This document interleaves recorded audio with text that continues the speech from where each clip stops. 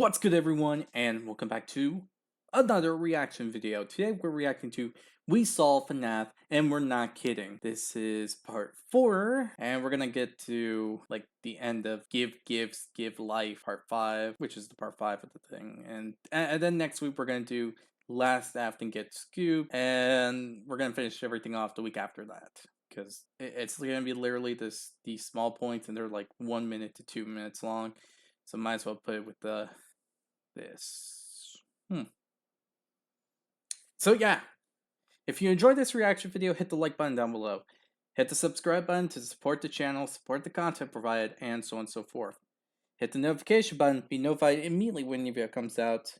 And if you have any videos you would like to recommend that I should react to, put it down in the comment section below. Other than that, the link to this video will be down in the description. So go ahead, look there to see the original video. Check out the whole video out yourself, and then come back to see my reaction to it, or wait until I'm done with the whole thing to see it yourself uninterrupted. Either way, it's going to be right down there in the description below. So yes, with all this said, let's continue on with this story, shall we? Well, video.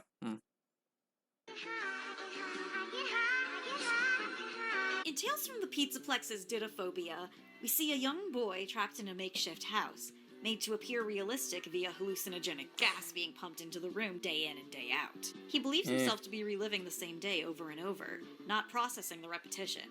At night, he has horrifying encounters with the nightmare animatronics, but upon the gas being diluted, he realizes the house is bare bones. The animatronics are just puppets, and he's been here for far longer than he knew. He was kidnapped and put into an experiment on fear, which automated itself after being abandoned. He realizes that he is in a hidden area of the sister location bunker, and after trying to call for help, hears a tape of likely Afton convincing him to turn the gas back on and go back to his delusion. Is this true to the games? Possibly. If you look in sister location, there's tanks of unlabeled gas literally everywhere.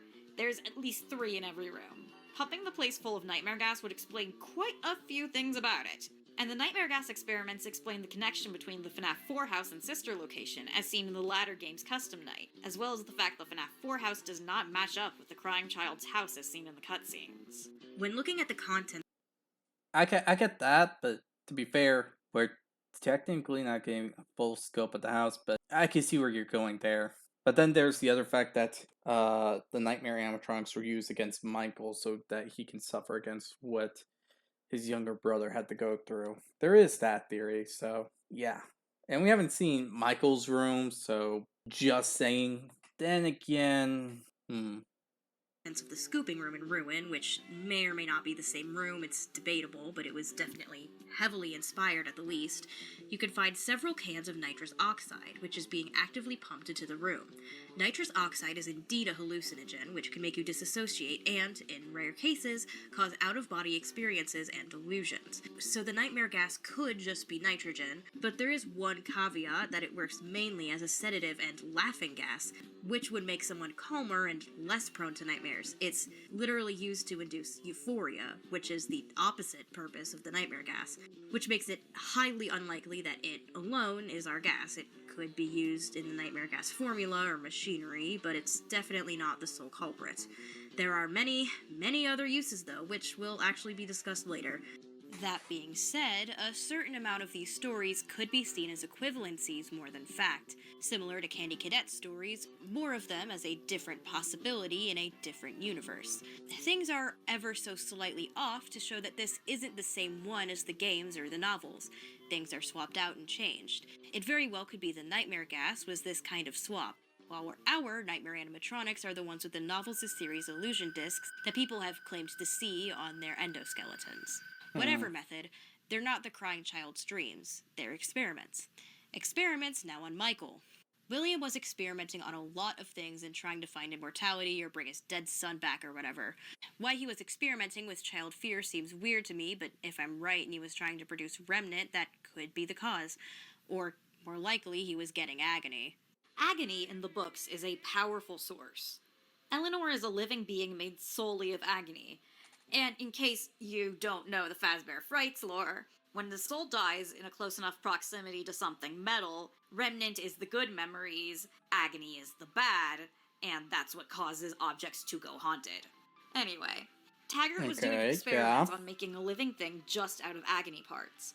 If Afton discovered remnant, he probably discovered agony too, and decided the nightmare gas was a great way to test this shit out. And well, fuck it, might as well test that gas on the kid who's digging a bit too far, both literally and metaphorically. Also, if Afton was freaking crazy even before Cassidy died, could explain what the sister location bunker was doing active in 1983 with a Fredbear plushie.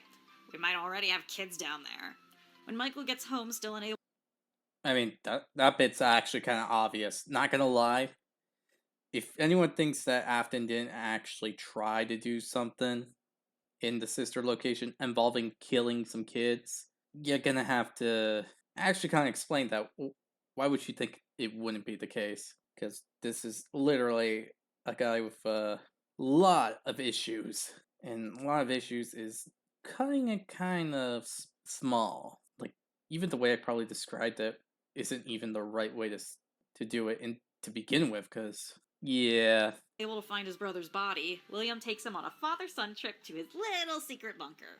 How do we know Michael got nightmare gassed? Once again, we look to the security logbook. On one page, faded text asks, "Do you have dreams?" On the same page, Michael sketches Nightmare Fredbear. Only someone who'd been through FNAF 4 gameplay would know what Nightmare Fredbear looked like, because he went through these experiments, and the nightmares persisted well into his adult life. He has dreams of the same halls, of the nightmare creatures with teeth in their stomach, teeth everywhere. The teeth that killed his brother now coming for him. How long he's there is questionable, but I don't actually think too long.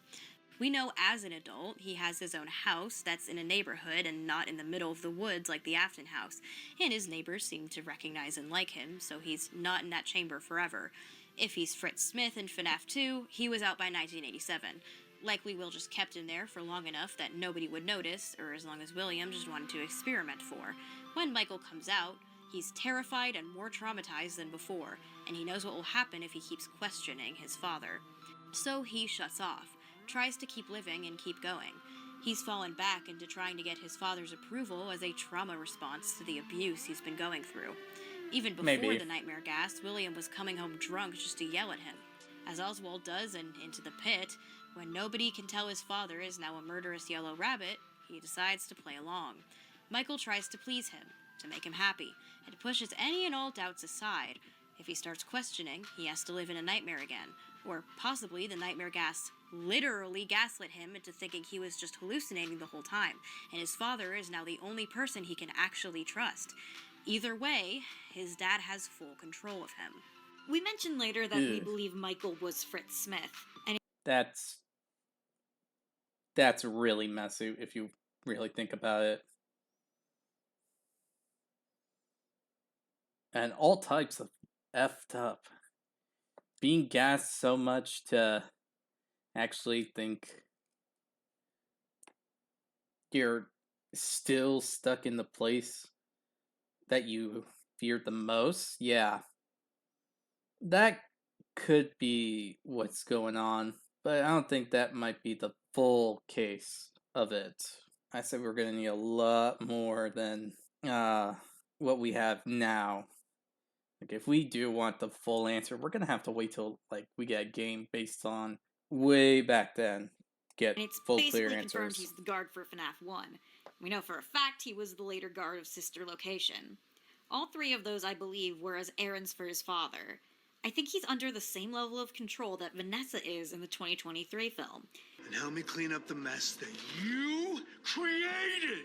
Pretends to be a normal adult, he acts as though he has his own life, but really he's always just doing what his dad says.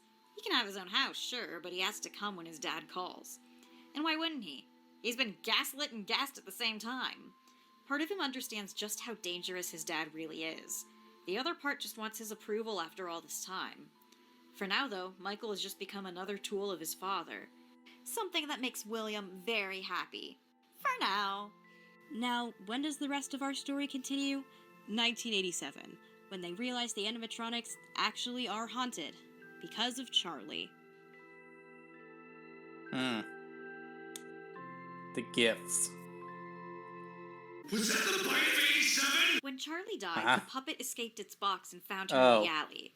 Yeah. Not waterproof, though. The rain made it malfunction and crash on top of her, and her spirit attached itself to the animatronic. When it was repaired and put back inside, she woke up. She was in the pizzeria, and she could tell that she wasn't alone. And it was in Charlie's nature to protect the innocent. She could have moved on, but not while there were still children there who needed her. She recognized the souls inside of these animatronics like hers was, and decided to stay for them. It might have taken her a while, though, to figure out what exactly to do. The souls weren't in the animatronics exactly. They were wandering, like Susie in Fazbear Frights, going between places that were familiar, but always coming back to Freddy's. But Charlie wasn't wandering. She had full control of the puppet that had crashed atop her. Then she figured out it had to do with the bodies. Back to Tales from the Pizzaplex. In the same book as Didophobia is Alone Together, in which possession in the FNAF universe is basically explained to us beat for beat. Most importantly for this, main character Travis's grandmother tells him, "Most ghosts linger around the place they died, especially if their remains are undiscovered. They travel around the places that are familiar to them." The story shows that ghosts will wander, confused and lost, until finding their own body. Upon seeing themselves, they will suddenly become whole instead of broken and scattered. Their memories of their death return, and they understand where they are and what has happened. Charlie Puppet figures this out, and then figures out where the bodies are. In the Give Gifts, Give Life minigame, she's not putting masks on dead children. Quite the opposite. She removes the masks and shows the ghosts their own bodies, stuffed into animatronics. They're able to remember who and what they are, and now they're able to fully possess the animatronics. No longer wandering spirits, they fuse themselves to their robot bodies. All except for Cassidy Afton. Charlie finds Fredbear, still left in the back room with Spring Bonnie. He's possessed, like the others, but unlike the others, something is different. Cassidy is there, but he's confused and wandering. He's only half in that bear, half somewhere else. Never quite able to bond. He can't even move the suit from its slouching, sitting position. Just make it twitch a little, the more uncomfortable he gets. Charlie Puppet realizes that she can't help him, because his body isn't inside of him. She can't give him the life that she gave to the others, because his body isn't here. So while the others become more in control, Cassidy slips away. He's been trying to appear to Michael, begging him to find him, but then Michael stops responding. So Cassidy just has to sit in that position, waiting, wandering. The main four animatronics, meanwhile, are now fully possessed, but even then, the ghosts are a bit confused and lost. All they know is they fear adults, as any adult could be the one in the Spring Bonnie suit that had killed them. So they start attacking night guards, adults who are alone in the place, much like... I thought it was more like the uniform and outfit and all that.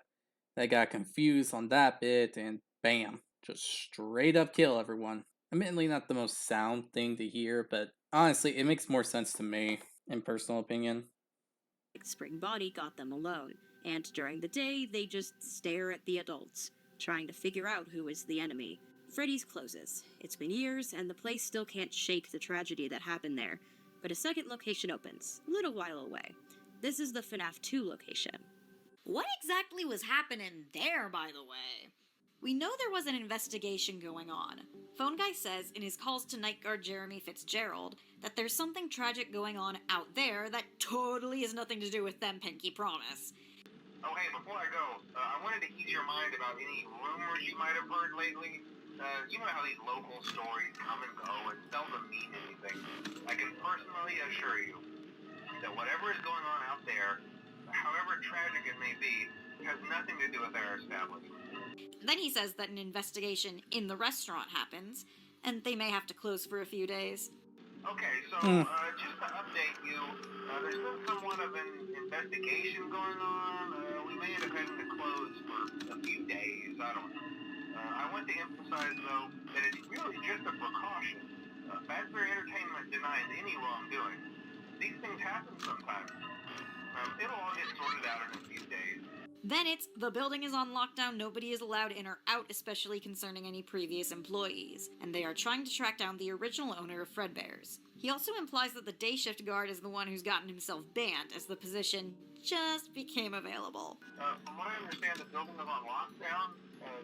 No one is allowed in or out, especially concerning any previous employees.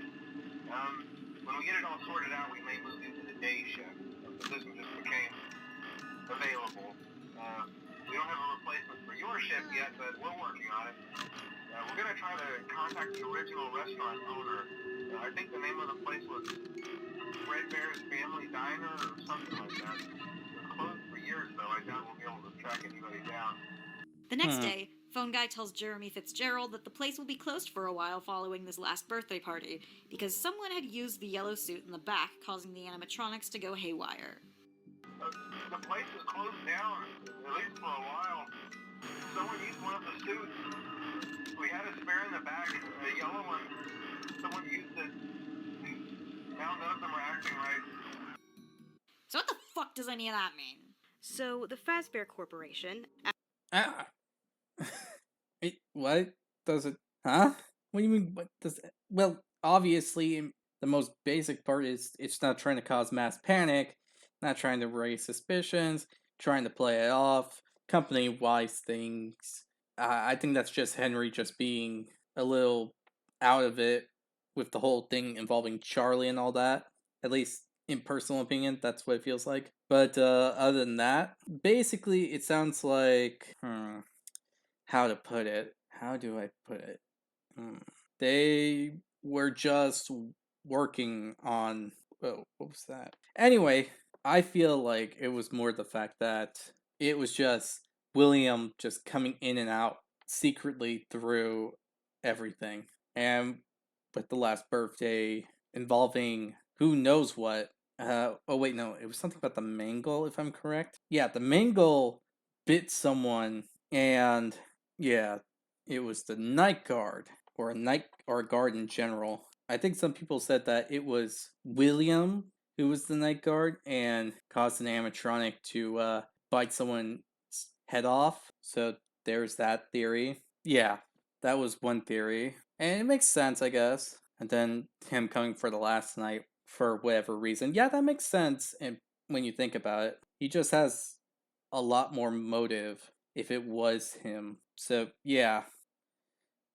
That might be it. after the inevitable closure of Freddy's, decides to open a new location. But this one will be safer, more high tech. William may have been out of the franchise for a while, but he has to get back once they start talking about using the old animatronics. He can't let that happen. There's fucking bodies in there. So he says, outfit them with new tech, and then says, you know, these guys are just so ugly. Let's just make new ones. The corporation lets him do that, so long as he uses parts from the originals to make the new ones. They gotta save costs as much as possible. William does that, but No. He got banned, if I'm correct. He got banned. And with that ban, he wasn't allowed to be in there. But then he would have to make a fake identity so he could get there in general, if I'm correct, about my lore of FNAF. And the whole toy thing was a Henry thing, if I'm correct. Yeah. as he does, he starts noticing things. The suits, both old and new, are moving, and they really don't seem to like him. The new animatronics are given technology to recognize criminals. This shouldn't bother him, he's not a convicted criminal, but they still are wary of him. Even after the animatronics are complete, they're acting weird towards adults. And so is the puppet. He eventually takes a night guard position under a fake name to investigate further. Yes, he's Yeah, big in that. the company, but the local manager communicates with the corporation, not him specifically. We're going to try to contact the original restaurant owner. And it's there that he realizes the truth. It did work. The animatronics are possessed. He could find immortality here and or bring his son back. He's probably lost the plot by now if he even had it to begin with. But now he's fucked up a bit more. In taking apart the original animatronics, he split the souls inside, like they were before they found their bodies, but worse. The animatronics are now even more confused and erratic than they were at the first location. He took the souls apart like the toddlers did to Mangle, and it went just about as well. Once he realizes the night shift is a bit too dangerous, he's all alone after all, he switches to the day shift, and he decides to experiment some more by killing more kids. He's nothing if not frustratingly consistent. Whether or not any children actually died in the FNAF 2 location, or if this is just a metaphor for the first incident, is a debate within the fandom. The only evidence we have is in the final FNAF 2 minigame, where Withered Freddy wanders the location and sees bodies scattered around, along with the other Withereds. Is that supposed to just represent the MCI, or is it the DCI, a dead children incident? We think the DCI did happen, but William's experiments weren't working. He didn't shove these kids into suits, just killed them to see what would happen. He didn't use the spring Bonnie suit yet, though. That's still in the back rooms. Instead, he lures them with that fucking bastard balloon boy. Ah, yes, because he needed a introduction into this timeline. Yeah, if Balloon Boy is your favorite animatronic, I have to question why. Honestly, I don't understand why anyone would like him. Honestly, I feel like he's the most frustrating and annoying animatronic that ever existed. Not because he's dangerous or anything, it's just he's freaking annoying as heck. Ugh. Has anyone ever asked what Balloon Boy's deal is? Is he possessed? Did he get No. parts of the Withereds? Did he just appear out of the ether and we don't question him lest he damn us to hell for our transgressions? Wrong. He's a lore. We know by the time William got to the Fun Times, he made Funtime Foxy specifically as a lore. They are shown to have, quote, parental voice sync and replay, as well as variable sent release. The specific notation of parental voice really shows what this was supposed to be for. It was to lure kids with their parents' voices or appealing scents. What this tells me is that William learned, likely from being caught on camera with Gabriel and Jeremy, that he can't be the direct lure. It's too dangerous. He's too likely to be caught. So he starts using animatronics to do it. But instead of starting with Funtime Foxy, he starts with Balloon Boy, a childlike, smiling boy who gives out presents to the kids. He gives them balloons, specifically something the kids would love. And he has very specific voice lines, one that kids would recognize and hear. Either they hear Balloon Boy laugh in another room and wander off to get balloons from him, or they straight up think he's another kid and wander off to go help him. And then they get grabbed. Heck, this is probably why Balloon Boy can walk, so that he can lead children directly to the Afton. And possibly him stealing the Night Guard's batteries keeps them from figuring out what's going on, making him a lure and a distraction. Or maybe he just wants his sweet, succulent AA batteries. No offense, but that sounds sus as hell. Like, there is so much sus around that phrasing itself that just makes chills crawl up my spine. He might not just be a lure for the kids, he could be a lure for the animatronics as well. Recall in FNAF 3 that his voice lines are the ones that are used to lure Springtrap from room to room, to activate his sound-seeking sensors. This pre-recorded voice, put into Balloon Boy, serves as a lure for the children, and a lure for the animatronics to keep them away from where William is doing his work. This is also, we should note, his purpose in the Twisted Ones. Charlie is lured to a specific area by his calls, thinking a child is in danger, and then is attacked by multiple wind-up balloon boys as the illusion discs ramp up. He's a lure in the books, and he's a lure in the games. That's what Balloon Boy's deal is. But the lure doesn't work on the puppet, which Phone Guy notes is always thinking, and it can go anywhere. Likely William figured out the puppet was Charlie around. I'm still a bit confused on that bit. Like, it's a weird one. I mean, it technically can't fully stand on its own, right? Because look at those legs. I just find myself questioning how it can move. Even if someone explains it to me, I just still don't get it. Just doesn't make sense. Around this time, and that she was more aware than the others, as she hadn't been split into parts. So he set up the music box to keep her quiet and keep her in one place. So William is grabbing more kids, but not putting them in the suits. Personally, I think the reason for this is that there wasn't room. There's too much high-tech stuff in the toys. There isn't a large chest cavity to shove kids into. That's why the Fun Times are specifically designed with the shape of a curled-up child inside of them, to make sure that the DCI waste doesn't happen again. But anyway, this starts up rumors and investigations. The new Freddy's opened and now there's more kids going missing. It has to be connected to the company. Investigations begin and the animatronics notice. They're still in pieces, but they realize kids are going missing. And they figure out it's the security guard. Phone Guy says they've started acting aggressive towards the staff, the day before the day shift position becomes available. The same day, the building is put on lockdown. I believe that the morning of Night 5, or at least right after Night 4 ended, the DCI bodies were found, and they were found by the animatronics. The Save Them minigame shows a Freddy being led by the puppet throughout the place, seeing all the bodies, as well as watching Fredbear appear and disappear while avoiding the purple guy. Once the bodies are located, then the animatronics can do their job.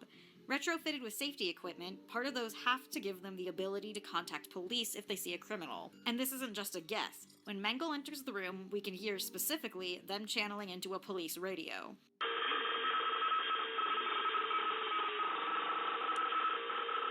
They can reach the police, and when the toy animatronics see a fucking bleeding dead body in front of their stage, You know, that would make sense. But I don't think they have like a ability to call the police, so I'm just gonna put a pin on that until I look back into some old FNAF stuff to see if it does prove that or not. Other than that, I'm gonna just put a pin on it.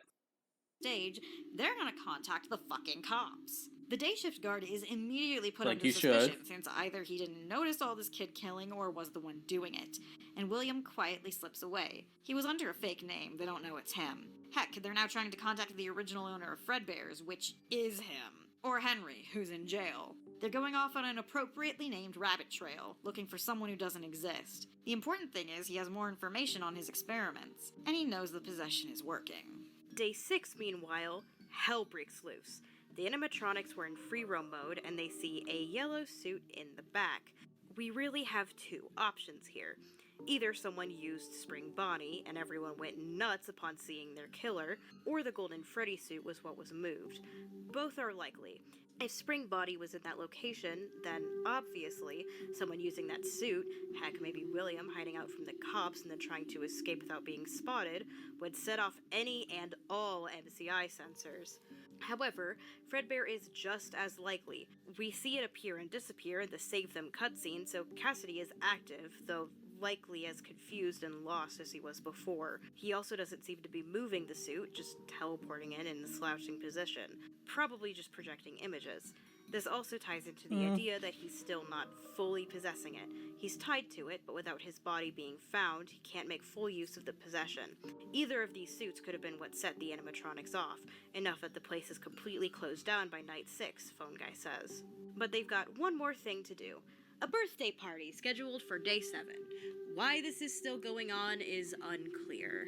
My current theory is that the news of the bodies Also, because they're stubborn as heck before anything else is said, I feel like it's more of the stubborn part, but that might just be a me thing. Just saying. being discovered hasn't been made public yet, and the police have cleared enough of the area to see if the killer would come back for this last pre-scheduled birthday. Killers love to go back to the scene of the crime, which is why police stake out those places as well as victims' memorials. So they stake out Freddy's. All Jeremy Fitzgerald is told to do is wear his uniform, stay close to the animatronics, and make sure they don't hurt anyone. Well, that backfired. Yeah, he Next died. day, at the birthday party, one of the animatronics takes a nice little bite out of Jeremy Fitzgerald's head. The building is ruled Mangled. completely unsafe and closed down for good. They let the animatronics run around for one more night under the eye of Fritz Smith, who was immediately fired come morning for tampering with the robots that just put someone in the hospital. And then they pack them up and decide that the toy animatronics will be broken down and used to repair the originals. Why? Probably this was a William decision. He knows what he did after all, and now he has full access to the possessed animatronics to continue his experiments with. He'll just put those wizards back together and see what he can do with those. As for Fritz Smith, probably Michael. Biggest evidence for this being that he is fired for the exact same reasons as in FNAF 1, animatronic tampering and odor. Michael is a stinky, stinky boy, and we all have to remember this. But how would he get that job so fast? Phone Guy tells Jeremy they don't have his replacement on the night before, and custom night is the night of the bite. Did he come in and apply while the bite was happening? While the place was closed down for an active crime scene? Can't be after, because they scrapped the toys after. No, I think what this is another part of William's chess match. He has his son go in and, like Vanessa does in the film, clean up his mess. Mike is found tampering with the animatronics, but what he's really doing is hiding the last evidence his dad left behind. He's under a fake name just like William was, but under William's influence as head of the company, he could slip in and out as if he's been an employee this whole time. And when he disappears, just like William, nobody will find him again. William also knows that it's time to be more low-key, so he begins working on his next experiment. I don't think that's correct. That last bit, I don't think it's correct. To be perfectly clear, just doesn't make sense. Mainly due to the fact that with everything that involved Midnight Motorist, it just doesn't make sense. Considering that the toy animatronics would be roughly made around the time the puppet was made, it just doesn't make sense to follow that kind of timeline. Because I don't remember anything on the top of my head going on about the toy animatronics and the puppet not being made around the same time. So I kind of find it hard to believe that would be the case, since, again, to me that just doesn't make sense. Also, there is some key points that are easy to follow along with this. Also, I can't agree with the whole part involving the animatronics just being, how to say it, erratic, because some of those pieces belongs to the missing children, and the missing children makes the toy animatronics act erratic. Yeah, that part makes sense. But yeah, tell me what you think about this in the comment section below. I'd like to hear your opinion on the matter. And yeah, other than that, hit the like button if you enjoyed this reaction video. Hit the subscribe button to support the channel, support the content provided, and so on and so forth. Hit the notification button, be notified immediately when your video comes out. And yeah, with all this said, hope you all enjoy, and I'll see you all next time. Bye!